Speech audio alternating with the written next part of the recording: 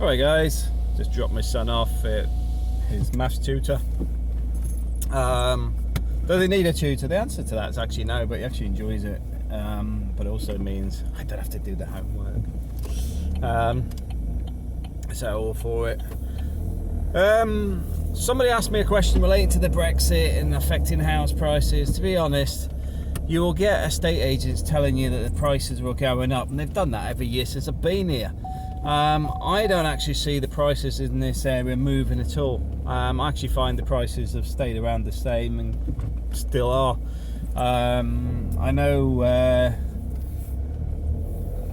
Francesco sent me one over for in La Mata, nice apartment, 2-bed, 65k.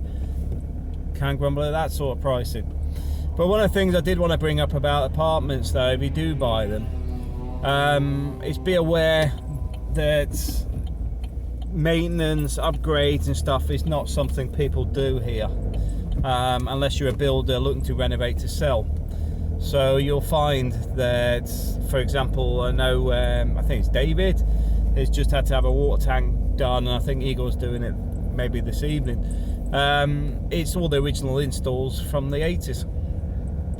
People do not spend money at all. I find things like the water pipe work, the electrical systems have not been upgraded. They weren't even at standard when they were installed in the first place, but they're not maintained. Air conditioning is often just left until it's on its last legs. So when you move into a new property, I do recommend redoing the electrics, because they're normally wired up wrong. From what I've experienced and what I've seen and stuff we've had to deal with, air conditioning, it's worth putting in if you're gonna, before you move in, is actually get it all done, because once it's done, it's not an expense in the sense of it's not going to break the bank to put new aircon in. But completely up to you. But personally, I'd rather put new aircon in before I moved in than actually be doing it after, you know, when it actually fails because it hasn't been maintained for the last 10 years.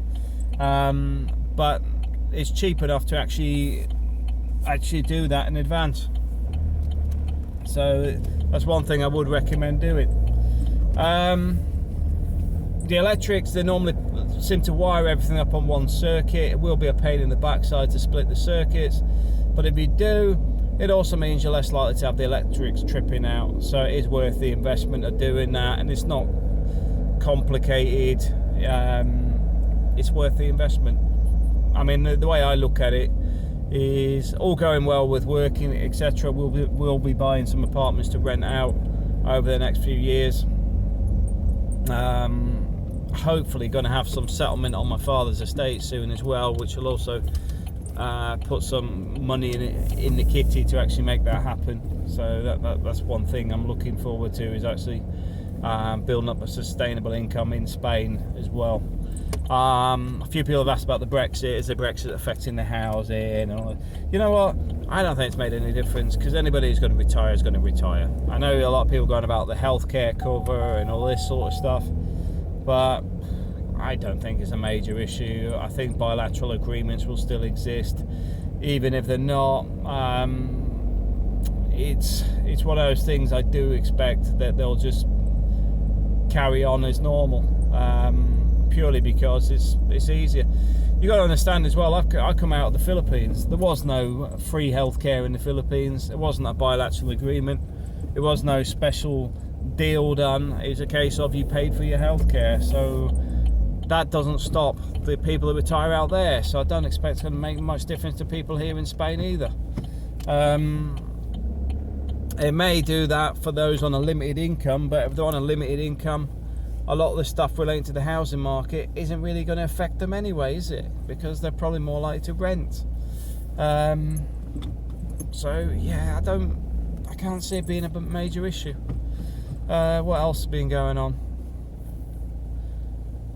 Yeah, I mean, the only thing with Theresa May's problems in the UK at the moment is, I would say it's going to continue for a little while longer.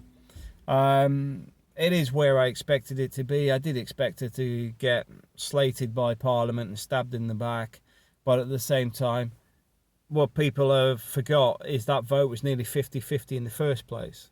when you've got something like that, you expect betrayal. Quite simply, politicians are trying to keep the balance where they're not blamed for anything. As such, they generally try to do nothing. So from that point of view, I think this will drag out for some time yet. The no deal, I think they're trying to take off the table at the moment. I think we're going to be stuck in limbo for a period of time, whether we're in or out. I think it will just be a business as usual approach to it, in my personal opinion, simply because we haven't put anything solid on the table either way. We haven't gone through the motions of what would happen if we stayed in or went, or half in, half out. It's all been arguments or blaming each other rather than having a solution. So from a political point of view, I think they're just going to sit on it for as long as possible. And a few people have mentioned tonight with Denise's and people on about the yellow shirts. The thing is, I don't think that would actually happen in the UK. The yellow shirts have got other issues. I don't think the UK has that level of political activism, at least not yet. UK life, although it's difficult, it's not impossible. It's still a country that has a subsidised population in many ways, or a heavily subsidised part of its population, where their life isn't that uncomfortable. I think the most uncomfortable these days is probably those that are working for a living and trying to save for a pension or whatever to get out of the rat race. So from that point of view, I'd have to say, you know what, I don't think they're going to be the guys that are going to protest. I think those that are likely to protest are the ones that were anti-immigration, etc., which aren't going to be in huge numbers in protest anyway.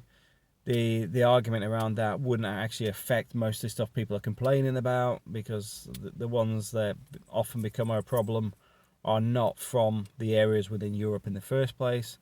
So I think we're in a funny, peculiar predicament where we can't really progress and we can't go backwards. But I'm not the politician, so I think I'd advise the same. I'd advise anybody else is don't let it drag you into it.